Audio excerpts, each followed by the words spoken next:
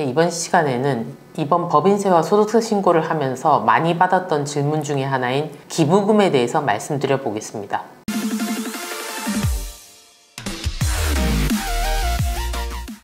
기부금도 회사의 비용 처리가 된다는 것을 잘 모르셨던 대표님들이 있으니까 설명을 한번 드려볼게요. 제가 늘 말씀드리는 회사 비용은 대전제가 사업과 관련되어야지만 비용 처리가 가능합니다. 접대비는 거래처에 접대해야 하는 성격이지만 어쨌든 사업과 관련이 있기 때문에 접대비라는 비용으로 비용 처리가 가능한 것이죠.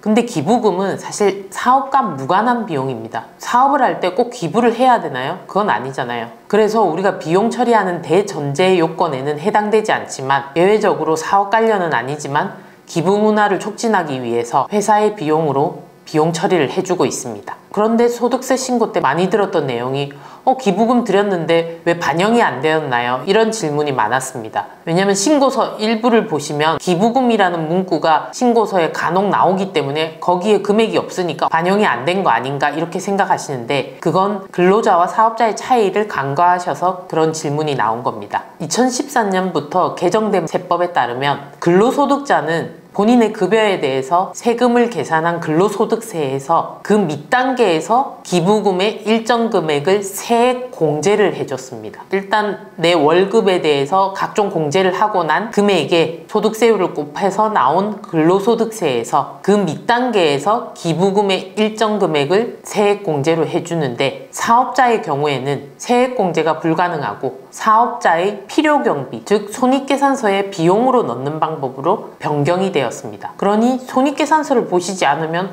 이게 비용이 반영이 됐는지 안 됐는지 모르시고 다른 신고서 일부만 보시고 반영이 안 되었다고 생각할 수가 있겠죠. 물론 소득세 신고 때 추계 신고를 하신 분들은 당연히 반영이 안 되었습니다. 추계 신고는 법에서 정해주는 일정 금액, 즉 매출액의 일정 비율을 비용으로 무조건 인정받는 거기 때문에 기부금을 또 따로 비용으로 넣을 수는 없습니다. 추계 신고 방법에서는 기부금이 따로 들어가지 않고요. 일반적으로 간편장부나 복식장부를 하실 때 기부금이 회사의 비용으로 들어갈 수 있는 겁니다. 법인의 경우는 모든 사업자가 복식부기 의무자이기 때문에 당연히 비용으로 손익계산서에 반영이 되겠죠. 이렇게 사업 관련은 아니지만 기부 문화를 촉진하기 위해서 만든 기부금은 소득세를 많이 내시는 소득이 많은 분들에게는 기부하시면서 좋은 뜻의 기부도 하시고 세금도 줄일 수 있는 좋은 방법이 될 수 있습니다. 이 내용을 아신 분들이 그럼 기부금을 정말 한도 끝도 없이 가져오시는 분들이 있는데요. 아무리 선이라고 하더라도 마구 큰 금액을 비용 처리를 할 수 없겠죠. 그래서 기부금은 한도라는 게 정해져 있습니다. 이 기부금의 종류별로 한도가 다르기 때문에 우선 기부금의 종류에 대해서 먼저 말씀드려 볼게요. 기부금은 정치자금 기부금, 법정기부금, 지정기부금 이렇게 크게 나뉜다고 보시면 됩니다. 정치자금 기부금은 잘 아시다시피 정당에 후원하는 기부금을 말하는 거죠. 정당에 후원하시면 선거관리위원회에서 기부금 영수증을 발행해 줍니다. 개인의 경우에는 이 정치자금 기부금이 비용 처리가 되지만 법인은 유일하게 정치자금 기부금은 비용 인정이 안 됩니다. 다른 건 다 되시지만 정치자금 기부금은 법인에는 적용할 수 없다는 뜻입니다. 두 번째로 법정기부금은 천재지변으로 생기는 이재민 구호금품이 해당이 되고요. 코로나 관련된 기부금 또는 재해홍수 같은 경우 우리가 내는 기부금도 여기에 해당된다고 보시면 되겠죠. 제 나이대 사람들이 어릴 때 많이 냈던 국방헌금 그리고 국가나 지방자치단체에 무상으로 기부하는 가액이 있습니다. 또 사립학교나 국립대학 법인, 대표적인 게 서울대 이렇게 되겠죠. 비영리교육재단, 평생교육시설, 산학협력단, 그리고 국립대학병원, 국립암센터 등의 시설비, 교육비, 연구비 이런 명목으로 주시는 돈이 다 법정기부금으로 분류가 됩니다. 그리고 지정기부금은 사회복지법인, 의료법인, 종교단체, 어린이집 등의 비영리법인의 고유목적 사업비로 기부한 금액을 우리가 지정기부금이라고 합니다. 여기서 고유목적 사업비 이런 용어는 아시면 좋겠지만 일단 그 비영리 단체의 원래 설립 목적에 부합하는 걸 고유목적이라고 하는데요. 어쨌든 이 단체에 기부하는 경우 그걸 지정기부금이라고 합니다. 그럼 아까도 말씀드렸지만 이 기부금들이 한도 끝도 없이 금액을 적어온다고 비용 처리가 모두 되는 건 아니고요. 한도가 정해져 있습니다. 정치자금 기부금은 근로자의 경우에는 10만 원까지만 세액공제고 나머지 초과 금액은 한도 계산 계산 대상되고 뭐 이런 규정이 있는데 우리가 지금 얘기하는 거는 근로자 얘기를 하는 게 아니니까 사업자의 경우에는 정치자금에 대해서 전체 비용 처리가 된다고 보시면 됩니다. 아까도 말씀드렸지만 법인의 경우에는 불가능하고요. 다른 기부금들은 부양가족의 기부금도 비용 처리가 되지만 유일하게 정치자금 기부금은 부양가족이 지출한 기부금은 비용 처리가 되지 않습니다. 그리고 다른 기부금은 만약에 전체 비용 처리 못 받으면 내년으로 넘어가서 2월을 시켜서 그때 또 비용 처리할 수 있고 하지만 정치자금은 2월이 안 됩니다. 두 번째로 법정기부금이 있는데요. 이 금액도 그냥 전체 비용 처리된다고 보시면 됩니다. 다 비용 처리 못한 경우는 내년으로 넘겨서 10년간 2월이 된다고 보시면 되죠. 법정이기 때문에 더 좋은 용도로 쓰이기 때문에 한도를 안 뒀다고 보시면 되는데요. 명확하게 세법에는 한도 규정이 있지만 용어를 설명드리면 더 헷갈려 하실 거기 때문에 일단 법정기부금은 전체 비용 처리된다 이렇게 보시면 되고요. 마지막 지정기부금은요, 한도가 있습니다. 일반적인 지정기부금과 종교단체 지정기부금 이렇게 나뉜다고 보시면 되는데요. 종교단체는 종교단체에 기부하는 거니까 잘 아실 거고,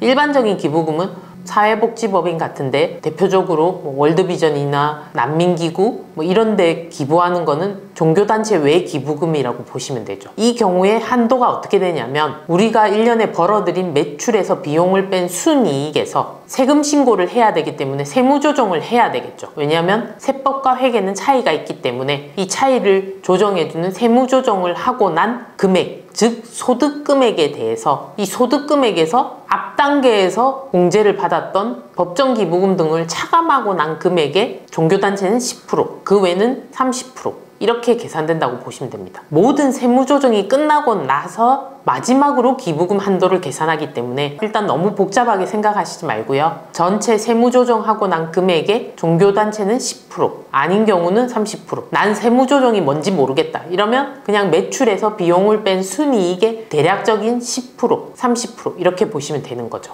물론 방금 말씀드린 정치자금이나 법정 지정기부금 외에도 의제기부금이라는 것도 있습니다. 특수관계자가 아닌 사람에게 뭐 자산을 정상가격보다 낮거나 또는 높게 양수도하는 경우에 일정 금액을 의제기부금으로 보는데요. 이거는 극히 드문 경우이기 때문에 이 부분은 빼고요. 아까 말씀드린 정치자금, 법정, 지정 이렇게 기억하시면 될 것 같습니다. 어떤 분들은 사적인 조직단체에 기부를 했다, 이런 것도 기부금 처리가 가능하냐 이렇게 물으시는데요. 이건 세법적인 용어로 말씀드리면 비지정 기부금이라고 합니다. 즉 지정이 되지 않은 단체이기 때문에 이 단체에는 아무리 기부를 하셔도 비용 인정이 안 된다는 거죠. 제가 여기서 말씀드리는 비용 인정이 안 된다는 거는 세법상 비용으로 인정이 안 된다는 뜻입니다. 예를 들어서 어떤 법인에서 방금 말씀드린 이런 단체가 아닌 다른 곳에 기부를 했다. 이 경우에는 회계상은 돈이 나갔기 때문에 기부금으로 비용 처리할 수 있습니다. 그러나 말씀드렸죠. 소득세나 법인세는 세법상 기준으로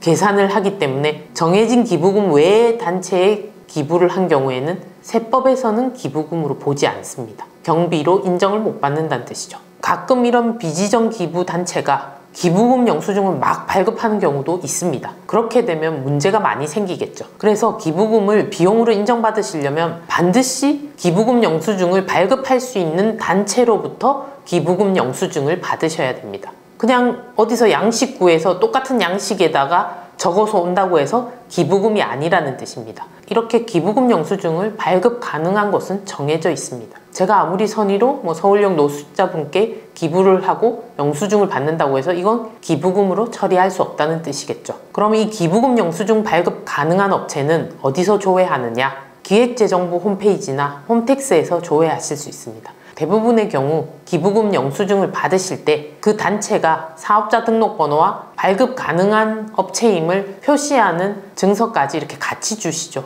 그래서 대부분의 경우 기부단체에서 기부금 영수증만 한 장 달랑 주시는 게 아니고 본인의 고유번호증이나 사업자 번호가 나와 있는 증서에다가 기부금 발급 가능한 업체임을 표시하는 증서까지 같이 주시는 게 일반적입니다. 다시 한번 정리드리자면 사업자는 근로자와 다르게 세액공제, 즉 세금 계산한 밑단계에서 세금을 깎아주는 세액공제로는 적용이 안 되고요. 회사의 손익계산서상에 비용으로 비용 처리가 되는 방법으로 기부금을 활용할 수 있습니다. 그리고 정해진 단체로부터 기부금 영수증을 받아오셔야 되고요. 법정기부금은 소득금액 범위 안에서 전액 비용 처리가 되실 거고요. 지정기부금은 10%, 30% 이렇게 기억해 주시면 되고요. 공제를 못 받은 부분은 10년간 2월에서 관리를 하면서 비용으로 인정받으실 수 있습니다. 다만 정치자금은 2월이 안 되고요. 법인의 경우 정치자금은 또 비용 처리가 안 된다는 것을 기억해 주십시오. 부양가족이 지출한 기부금도 다 비용 처리가 가능하지만 정치자금의 경우에는 부양가족이 지출한 건 비용 처리가 안 됩니다. 이때 부양가족은 나이는 제한이 없는데 소득금액 제한은 있다는 것을 기억해 주십시오. 벌이가 있는 분은 본인이 공제를 받으셔야지 내 부양가족의 기부금으로서 공제를 받을 수 없다는 뜻이겠죠. 기부금의 취지를 잘 살려서 좋은 의도로 기부도 많이 하시고 절세도 많이 받으시기 바랍니다.